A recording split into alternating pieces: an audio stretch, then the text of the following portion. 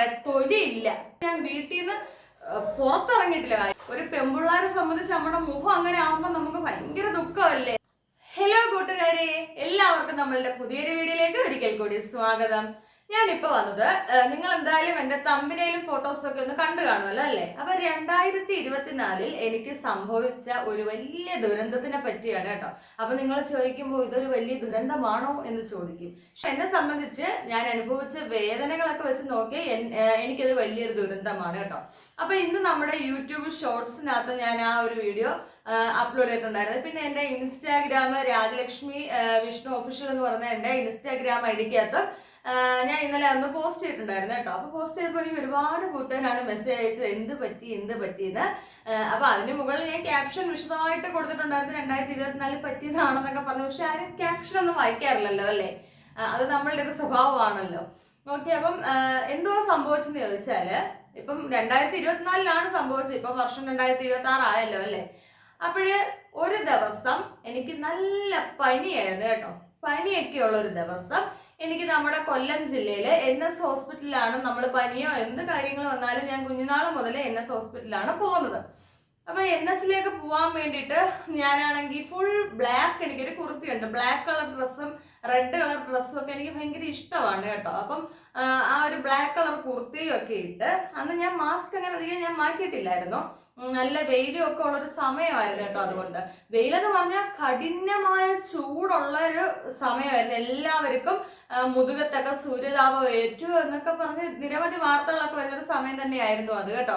അങ്ങനെ ഞാൻ എന്ത് ചെയ്തു, ഈ ഒരു ബ്ലാക്ക് കളറിലെ മാസ്ക് ആയിരുന്നേ, ബ്ലാക്ക് കളർ മാസ്കും ഒക്കെ വെച്ച്. അപ്പൊ നമ്മൾ അങ്ങോട്ട് പോകുന്ന വഴിക്ക് കുറച്ച് ട്രാഫിക്കും കാര്യങ്ങളും ഉണ്ടായിരുന്നു. ഹസ്ബൻഡ് അമ്പലത്തിലെ പൂജാരിയാണ്. അപ്പൊ നമ്മളെ ബ്ലോഗ് സ്ഥിരം കാണുന്നവർക്ക് അറിയാം. അപ്പൊ അച്ചായി ക്ഷേത്രത്തിൽ നിന്ന് ഒരു 11 മണിയാകുമ്പോൾ വന്നിട്ടേ നമുക്ക് ഒരു ഫംഗ്ഷൻ ഉണ്ടെങ്കിലോ ഒരു വൈകാഴ്മ ഉണ്ടെങ്കിലോ എങ്ങോട്ടെങ്കിലും ഒന്ന് പോവാൻ പറ്റത്തുള്ളൂ. അപ്പൊ അച്ചായി അന്നത്തെ ദിവസം വെള്ളിയാഴ്ച എങ്ങോട്ടാണെന്ന് തോന്നുന്നു വന്നപ്പോൾ ഒരു 12 മണിയായി. ഞാൻ നട്ടുവെച്ച സമയത്താണ് ഞാൻ പനിയായിട്ട് ഹോസ്പിറ്റലിലേക്ക് പോകാൻ മാസ്ക് ഒക്കെ വെച്ച് ഇറങ്ങിയത് കേട്ടോ. അങ്ങനെ ഇറങ്ങി ഞങ്ങൾ കുറേ നേരം, ഒരു 10-15 മിനിറ്റോളം ട്രാഫിക്ക് കിടക്കേണ്ടി വന്നിട്ടുണ്ട് കേട്ടോ. അപ്പൊ നല്ല വെയിലായിരുന്നു. അപ്പൊ ഈ വെയിൽ ഞാനെന്നാ ഫുൾ കവർ ചെയ്യുന്ന കണക്ക് ഒരു ഹെൽമെറ്റ് ഉണ്ട്, മാസ്ക് ഉണ്ട്, എല്ലാം ഉണ്ട്. കറുത്ത കളറിലെ മാസ്ക് ആയതുകൊണ്ടായിരിക്കാം പെട്ടെന്ന് എനിക്ക് ആ ഒരു ഇത് അടിച്ചത് കേട്ടോ. അങ്ങനെ എന്തോ ആയാലും ഇത്രയും വെയിൽ കൊണ്ടിട്ട് നമ്മള് NS ഹോസ്പിറ്റലിലേക്ക് AC-ക്കകത്തോട്ടാണ് ഞാൻ കുറച്ചു നേരം കയറിയത്. മണിക്കൂറോളം NS ഹോസ്പിറ്റലിനകത്ത് AC-ക്കകത്ത് ഇരിക്കേണ്ടി വന്നിട്ടുണ്ട് കേട്ടോ. അപ്പൊ ഇത്രയും വെയിൽ കൊണ്ടിട്ടാണ് അരമണിക്കൂറോളം AC-ക്കകത്ത് ഇരുന്നത്. അതിനുശേഷം തിരിച്ചു പോവാൻ നേരത്തും നല്ല രീതിക്ക് ഞാൻ വെയിൽ കൊണ്ടിട്ടുണ്ടായിരുന്നു കേട്ടോ. പോലെ ബ്ലാക്ക് ഡ്രസ്സാണ്, black colour mask, black helmet, ഫുള്ളും ബ്ലാക്ക്. അപ്പൊ പെട്ടെന്ന് എന്താ പറയാ, ഇത് നമുക്കത് ഏറ്റു, സൂര്യതാപം ഏറ്റു. അങ്ങനെ പിറ്റേ ദിവസം രാവിലെ ആയപ്പോഴത്തേക്ക് ഞാൻ ആദ്യമേ എഴുന്നേറ്റ ഉടൻ എന്റെ മോന്ത തന്നെയാണ് ഞാൻ കണ്ണാടി പോയി നോക്കുന്നത് കേട്ടോ. അങ്ങനെ കണ്ണാടിയിലേക്ക് പോയി നോക്കിയപ്പോഴത്തേക്ക് ഒരു പൊതിച്ച തേങ്ങാട് അത്രയും ഉണ്ടായിരുന്നു എൻ്റെ ഫേസ് കേട്ടോ. ഭയങ്കര വലിയ നീരടിച്ച് കണക്കിരിക്കുന്നത്. അപ്പോഴത്രേ ഉള്ളായിരുന്നേ, അത്രയും നമുക്ക് മനസ്സിലായുള്ളൂ.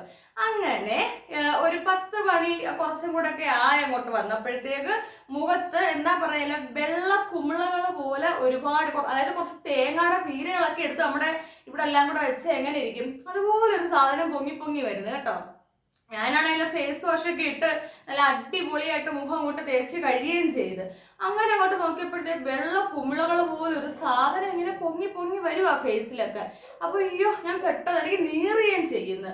ഞാൻ പെട്ടെന്ന് അങ്ങ് പേടിച്ചു പോയി. കുറച്ച് കഴിഞ്ഞപ്പോഴത്തേക്കുണ്ടല്ലോ എൻ്റെ പൊന്നെ, ഈ സാധനം നീർന്ന് പിന്നെ ഇതിൻ്റെയൊക്കെ ഈ വെള്ള കുമിളകൾ മാറി തൊലി ഇങ്ങനെ പോകുന്നൊരു സ്റ്റേജ് വരുന്നു. അതപ്പൊ ഞാൻ അത്രയും മൈൻഡ് ചെയ്തില്ല കേട്ടോ. ഞാൻ വിചാരിച്ചായി എന്തെങ്കിലും അലർജിയോ കാര്യങ്ങളോ ആയിരിക്കും എന്ന് ഞാൻ വിചാരിച്ചു.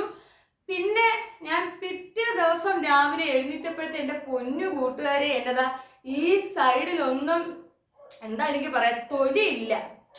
ഈ സൈഡിലെ നമ്മളെല്ലാം ഇന്നലെ കണ്ടപ്പോൾ നല്ല വെള്ളം ഇത് കണക്കിരുന്ന സാധനങ്ങളെല്ലാം പോയി.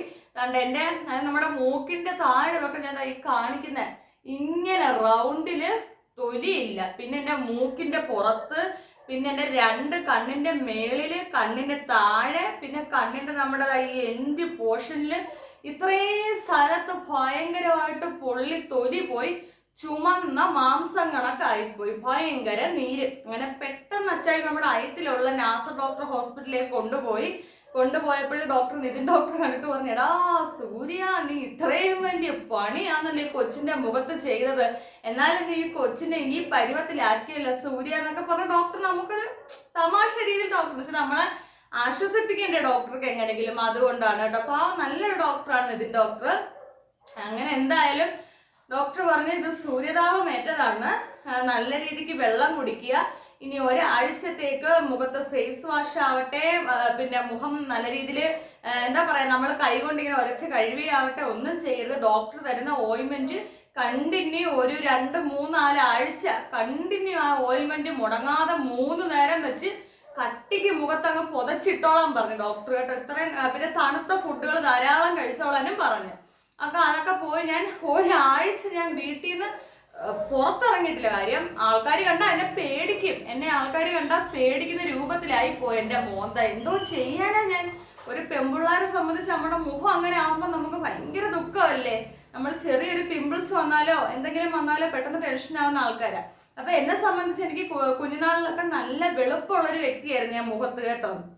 പിന്നെ ഇങ്ങോട്ട് 10ാം ക്ലാസ്സൊക്കെയായി വന്നപ്പോഴത്തേക്ക് എൻ്റെ നിറം കുറഞ്ഞു വന്നു. കാരണം എന്താണെന്ന് വെച്ചാൽ PCODയും തൈറോയിഡും ഒക്കെ വന്നപ്പോഴത്തേക്ക് നോർമലി നമ്മുടെ നിറമൊക്കെ കുറയും PCODയും തൈറോയിഡും കൂടെ വരുമ്പോഴത്തേക്ക് കേട്ടോ. അങ്ങനെ അത് നമ്മൾ അങ്ങ് അക്സെപ്റ്റ് ചെയ്തു. നമ്മുടെ ഒരു എന്താ പറയാ രോഗത്തിന്റെ ഭാഗമാണല്ലോ എന്ന് പറഞ്ഞ് അക്സെപ്റ്റ് ചെയ്തു. പക്ഷെ ഈ പണ്ടാരം കൂടെ വന്നപ്പോഴത്തേക്ക് നമുക്ക് സഹിക്കാൻ വയ്യാത്തൊരു വിഷമമായിപ്പോയി എനിക്ക് കേട്ടോ. അങ്ങനെ എന്തോ പറഞ്ഞാലും പിന്നെ എനിക്ക് മുഖം കഴുകണമെന്നുണ്ടെങ്കിൽ പഞ്ഞി വെള്ളത്തിനകത്ത് മുക്കി നമ്മളിങ്ങനെ തുടച്ചെടുക്കണമായിരുന്നു. അങ്ങനെ ആയിരുന്നു കേട്ടോ. പിന്നെ ഇതിനി ഉണങ്ങി വരും, പച്ച എല്ലാം ചുമന്ന മാംസമല്ലായിരുന്നു മുഖം മൊത്തം, അതിങ്ങനെ ഉണങ്ങി വന്നപ്പോഴത്തേക്ക് നമ്മുടെ മുറിവെല്ലാം കരിയുമ്പോഴത്തേക്ക് പൊറ്റ വരുമല്ലോ, അതുപോലെ എല്ലായിടവും മൊത്തത്തിൽ പൊറ്റ വന്നു കഴിഞ്ഞപ്പോഴത്തേക്ക് എനിക്ക് ആഹാരം ഒന്നും കഴിക്കാൻ പറ്റുന്നില്ല. കാര്യം നമ്മളിങ്ങനെ വാ തുറന്നെങ്കിലല്ലേ നമുക്ക് ഫുഡ് കഴിക്കാൻ പറ്റും. എനിക്ക് ഒരു ഫുഡും കഴിക്കാൻ പറ്റുന്നില്ല, കാര്യം വാ തുറക്കാൻ പറ്റുന്നില്ല. അങ്ങനെ ഞാൻ ഒരു 3-4 ദിവസം വരെയൊക്കെ സ്ട്രോ ഇട്ട് ജ്യൂസും അങ്ങനെയൊക്കെയുള്ള കാര്യങ്ങൾ, കട്ടിയില്ലാതെ ചവയ്ക്കാൻ വയ്യാത്ത കാര്യങ്ങളൊക്കെ ഞാൻ കഴിച്ചുകൊണ്ട് പോയിരുന്നു കേട്ടോ. അത്രയ്ക്ക് വേദന എന്ന് പറഞ്ഞാൽ നമുക്ക് സഹിക്കാൻ പറ്റത്തില്ല. നമുക്കൊന്നും മുഖം ചൊറിയാൻ പറ്റത്തില്ല, തുമ്മാൻ പറ്റത്തില്ല, കോട്ട് ഇടാൻ പറ്റത്തില്ല, മുഖം കഴുകാൻ പറ്റത്തില്ല, ഒന്നും ചെയ്യാൻ വയ്യാത്തൊരവസ്ഥ. നല്ല തല നനച്ചത് കുളിച്ചാൽ പോലും മുഖം ശ്രദ്ധിക്കണം, ആ ഒരവസ്ഥയായിരുന്നു കേട്ടോ. അങ്ങനെ എന്തായാലും ഡോക്ടർ എനിക്കൊരു ഓയിൻമെന്റ് ഞാൻ പറഞ്ഞില്ല, ഒരു 3 ആഴ്ച വരെ ഞാൻ കണ്ടിന്യൂ യൂസ് ചെയ്ത് അപ്പോഴത്തേക്ക് എനിക്ക് എന്തായാലും ഈ പൊറ്റ കണക്ക് വന്ന സാധനമെല്ലാം അങ്ങ് ഇളവിപ്പോയി. പൊറ്റകളെല്ലാം ഡോക്ടർ പറഞ്ഞ് വരും, പൊറ്റകൾ വരുന്നതെല്ലാം ഇളക്കി കളയണമെന്ന് പറഞ്ഞു. ഇളക്കി കളയെന്ന് പറഞ്ഞ് പിന്നെയും ഒരുമാതിരി വൃത്തിയിട്ടണക്കുള്ള പാടുകൾ വരുക മുഖത്തെല്ലാം. പിന്നെ എങ്ങനെയോ ഒക്കെ അത് ദൈവത്തിന്റെ അനുഗ്രഹം കൊണ്ട് മാറി കേട്ടോ. മാറിയെങ്കിലും ഇപ്പോഴും ഒന്ന് ശ്രദ്ധിച്ചു നോക്കിക്കഴിഞ്ഞാൽ എൻ്റെ മുഖത്ത് അത് വന്നതിൻ്റെ ആ ഒരു അടയാളം എന്താ ഇങ്ങനെ കാണാൻ പറ്റും. ഒരു ചെറിയൊരു കറുത്ത പാട് പോലെ എൻ്റെ ഈ ഒരു അപ്പർ ലിപ്പിന്റെ മുകളിൽ നമുക്ക് കാണാൻ പറ്റും കേട്ടോ. അപ്പൊ ഇതായിരുന്നു എനിക്ക് പറ്റിയ സൂര്യതാപത്തിന്റെ ഒരു സംഭവം, അല്ലെ ഒരു ദുരന്തം എന്ന് പറഞ്ഞാല് കേട്ടോ. അപ്പൊ എനിക്ക് എല്ലാവരോടും പറയാനുള്ളതെന്ന് പറഞ്ഞാൽ ഒരുപാട് ചൂട് കൂടുന്ന സമയത്തൊക്കെ നമ്മൾ കഴിവതും ബ്ലാക്ക് കളർ ഡ്രസ്സുകൾ അങ്ങനെയൊക്കെ ഉള്ളത് ഒഴിവാക്കുക. പിന്നെന്താ പറയാ, നമുക്ക് ഏൽക്കാനുള്ള സൂര്യതാപം ആയാലും നമുക്ക് വരാനുള്ളതായാലും ചിലത് വരേണ്ട സമയത്ത് നമുക്ക് വരും, ഒന്നും പറയാൻ പറ്റത്തില്ല. നമ്മുടെ തലവരെ എഴുത്താണ് നമ്മൾ എന്താ അനുഭവിക്കണം എന്നുള്ളത് അല്ലേ. അപ്പൊ ഇതായിരുന്നു എൻ്റെ ഒരു മുഖം പൊള്ളിയ ഒരു ദുരന്തത്തിന്റെ അവസ്ഥ കേട്ടോ. എല്ലാത്തിനും സപ്പോർട്ടായിട്ട് നല്ലൊരു ഹസ്ബൻഡ് ആയതുകൊണ്ട് പുള്ളിക്കാരൻ ഇങ്ങനെ കൂടെ നിൽക്കും. അതുകൊണ്ട് നമ്മൾ ഏത് പ്രതിസന്ധിയിലും ഇങ്ങനെ ഉയർത്തെഴുന്നിട്ട് നിൽക്കാൻ പറ്റും കേട്ടോ. അതാണ് എൻ്റെ ഒരു വലിയ തൂണം, എൻ്റെ ചാരി നിൽക്കാനുള്ള തൂണെന്ന് പറയുന്നത് കേട്ടോ. അപ്പം എൻ്റെ ഒരു ദുരന്ത അവസ്ഥ ഞാനൊന്ന് ഓർത്ത് നിങ്ങളുടെ അടുത്തൊരു കഥ പോലെ ഇന്ന് പറഞ്ഞതേ ഉള്ളൂ. നമ്മുടെ ഡെയിലി വീഡിയോ തിങ്കൾ മുതൽ ശനി വരെ എല്ലാ ദിവസവും രാത്രി 8:30-നാണ് വരുന്നത്. നമ്മുടെ ഷോർട്സ് വീഡിയോ എല്ലാ ദിവസവും ഉച്ചയ്ക്ക് 1 മണിക്കാണ് വരുന്നത്. എൻ്റെ ഈ ഒരു ദുരന്താവസ്ഥ നിങ്ങൾക്ക് മനസ്സിലായെന്ന് ഞാൻ വിചാരിക്കുന്നു. വീഡിയോ ഇഷ്ടമായി ലൈക്ക് അടിക്കുക, ഷെയർ ചെയ്യുക, കമന്റ് ചെയ്യുക, സബ്സ്ക്രൈബ് ചെയ്യുക. അപ്പോൾ ഓക്കെ കൂട്ടുകാരെ, ടാറ്റ.